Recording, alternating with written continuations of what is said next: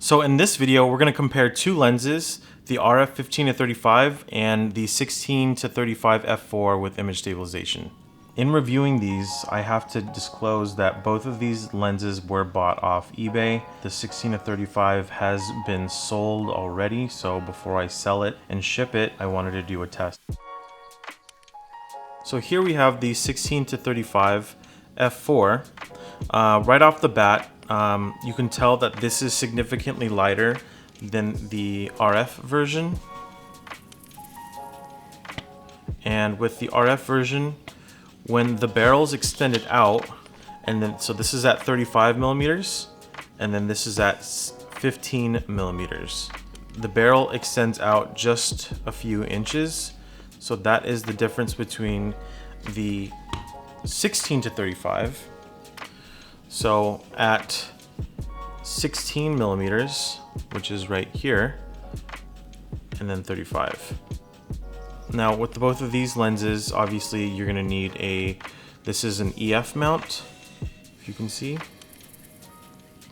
And let me show you the RF mount, and then I'll show a side-by-side comparison. This is the RF mount.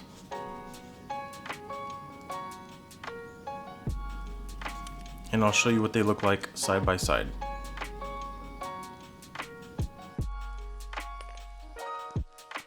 So right now I am shooting on the Canon RF 15-35 2.8 with IS. Let me actually take the IS off because I don't actually need it if it's on a tripod. So right now we're shooting on the RF 15-35. It's at 1/50th of a second. ISO is at 400 and 2.8. I'm not using image stabilization because it's on the switch pod right now in front of me. It is extremely sharp and the autofocus is very fast. So if you look here,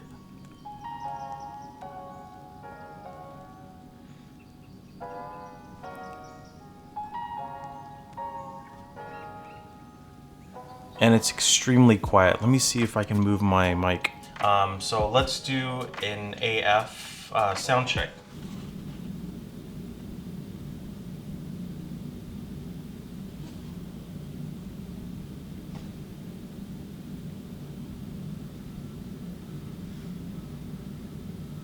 Okay, and now we're gonna switch over to the 16-35 now.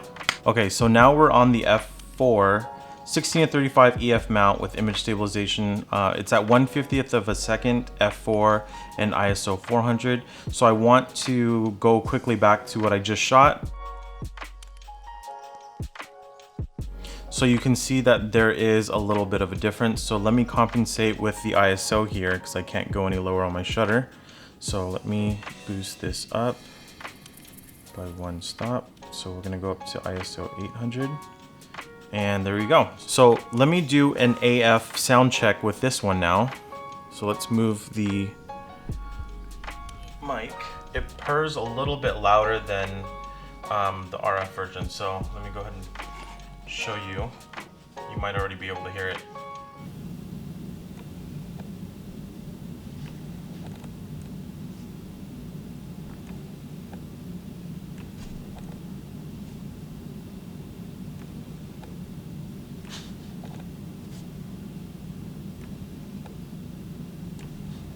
This lens is just a little bit louder than the RF version, not significantly. Obviously, when I have my Rode VideoMic Pro Plus on top of my camera, I can hear the 16-35 f4 just a little bit louder than the RF, because with the RF I really don't hear anything at all. The winner here for the autofocus as far as sound goes to the RF 15-35. Now, if you notice with the autofocus, it felt as though the 16-35 was maybe just a touch faster, maybe because it moves a little bit faster and that's why you can hear it. But I will go ahead and look at the footage and see, and then I'll cue that up and maybe do a side-by-side comparison, and then we can do frame by frame.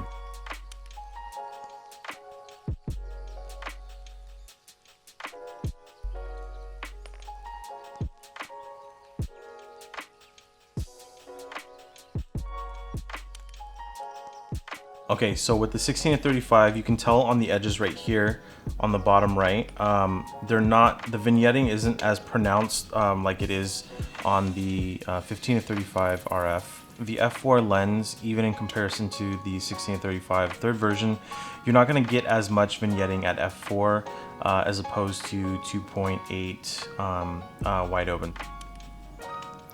So now with the 15-35 RF 2.8, you are going to get a little bit of vignetting right here on the sides. It's not as pronounced compared to the 16-35 2.8 third version, but it is very, very sharp, and the autofocus is very, very quiet. So that's something to keep in mind.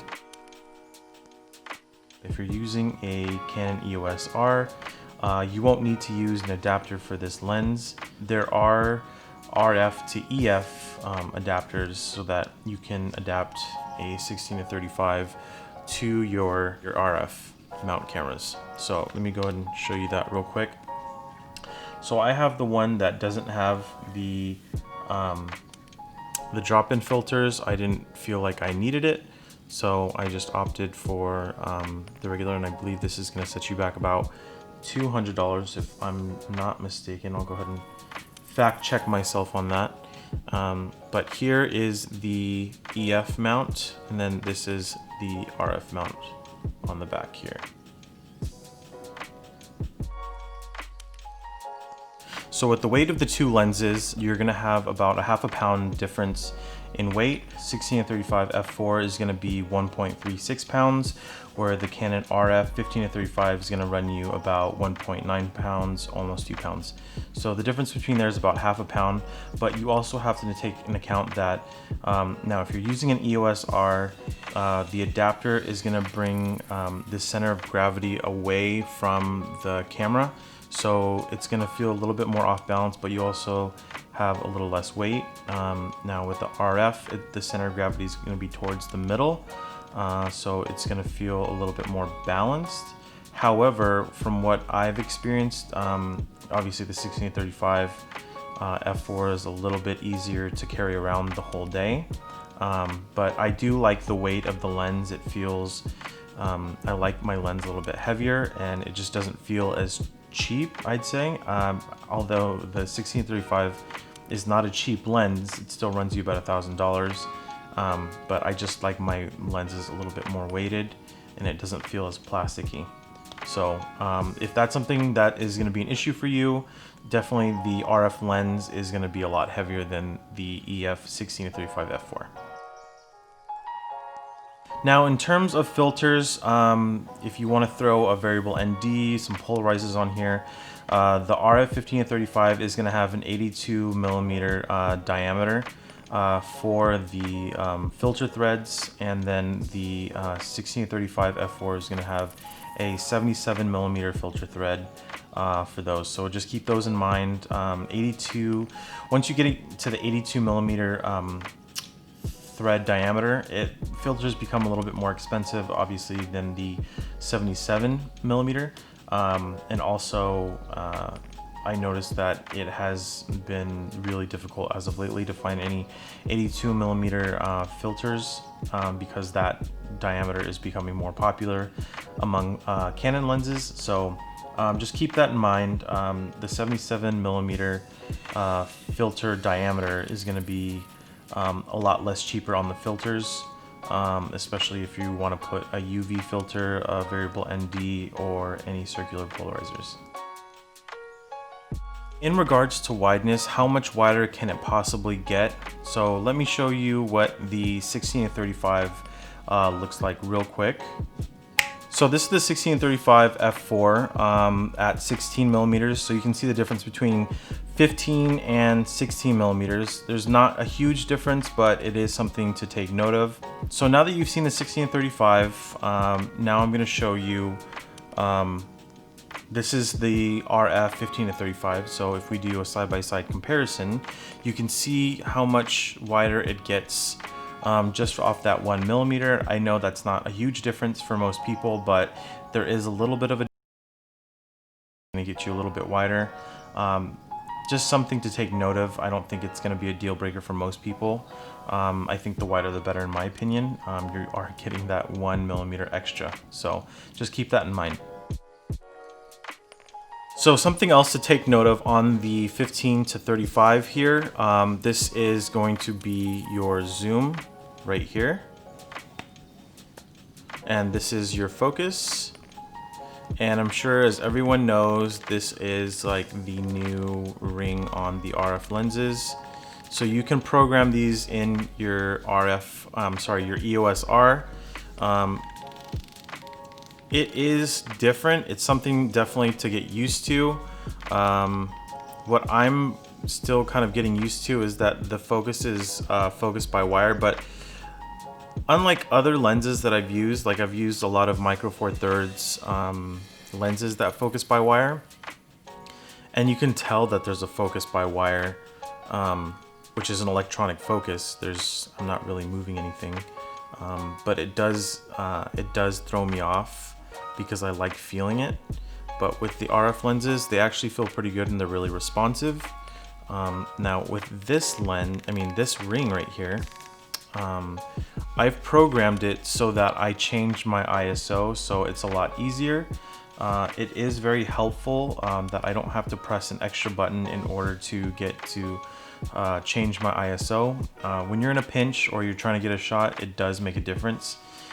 The problem is that when you are shooting, sometimes you accidentally move this a little bit and it can either adjust your exposure when you don't want it to. So you just have to be extra careful, especially when you're pulling manual focus, not to pull your manual focus like this. There is a setting on the EOS R so that when you press the shutter halfway, then it activates that you're able to adjust this when needed. I didn't do that because when I'm vlogging, I don't want to press another button in order to change this when I already have one hand taken up by holding the monopod. So just something to take into consideration, that some people have turned off. I have found very useful. Other people have used this as their aperture dial, like an old school lens, like those old school FD Canon lenses. But it's whatever you want it. You can do the shutter, you can do the ISO, and you can do the aperture. And I think there's a couple other settings, but I haven't touched those. So very interesting. I think it's going to take some getting used to. And obviously, I don't know how these RF lenses are going to adapt to any PL mounts or anything like that, because otherwise they render this ring kind of useless. So hopefully these RF lenses, the prices drop, because the prices on the RF lenses right now are significantly more expensive than some of the top of the line EF lenses right now. And from what I hear is that Canon is not making any more EF lenses. They are strictly focusing on RF. So obviously there's still going to be adapters as long as Metabones is around, and I'm sure Canon still is going to keep the EF lenses because they're still great lenses. But as of right now, the RF lenses that are going to come out is going to be very, very exciting. So both the RF 15-35 and the 16-35 are weather sealed. With that being said, let's do some real world tests with video on the 16-35 f4 with image stabilization on and off.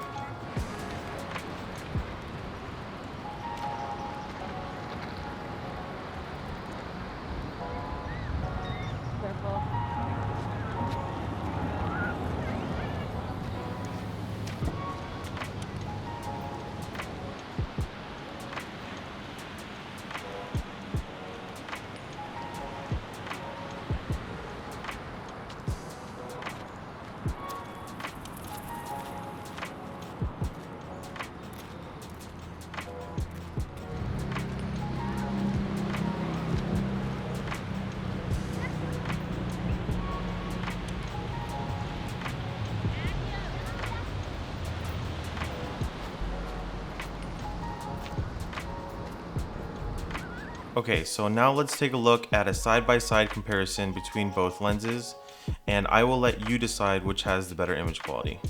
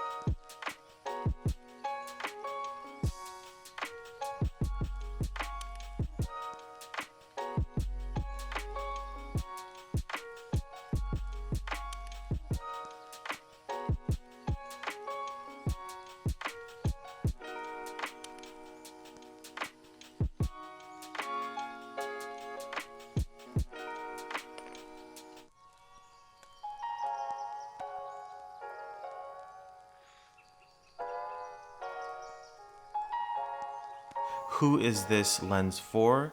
This is for wedding photographers, landscape photographers, architecture and real estate photographers, photojournalists, and vloggers. And obviously it's not limited, it's to anybody who needs a wide angle zoom lens. This also goes for the 16-35 f4 as well. I'm only saying this because this is a lens I do recommend if you're upgrading your kit. If you have the f4 already, then I don't think it's a $1,300 difference. And if you have the third version of the 16-35 2.8, I also don't think it's worth the upgrade unless you have it in your budget to purchase a $2,300 lens. So why did I choose the 15-35 over the 16-35? For one, I need every ounce of light that I can get. I usually find myself in situations where I need a little bit of an extra reach. The 2.8 usually gets me there 85% of the time. Secondly, image stabilization, in my opinion, is a must. If I had to choose image stabilization or a faster lens, I would choose image stabilization every time because I think image stabilization for video work is very critical. Lastly, I chose this lens because it is the best of both worlds. It has image stabilization and it's an f2.8. So here are my final thoughts on the 15-35 RF. I didn't buy it brand new. I went on eBay and I looked and I scoured to see if anybody was selling a 15-35. So I saved a little bit of money there, and that could be an option for you.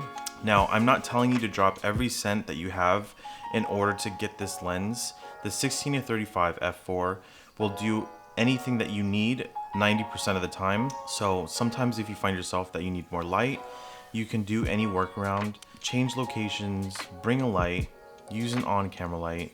You know, this whole industry is just built on making it work with what you have. By no means am I saying go out, buy the 15-35. This just happens to be my lens choice and it made sense for me and I had it within my budget to upgrade. If you like this review, hit that like button, subscribe, and leave a comment down below. I will leave a detailed description of what I thought about this lens that maybe I didn't cover in this video, so please look out for that as well. I'm a super big gearhead and I love watching gear reviews, so it was very interesting to be on the other side for once. It did take a lot of work and a lot of research, so I'm hoping to make more gear reviews in the near future. See you next time, and thanks for stopping by.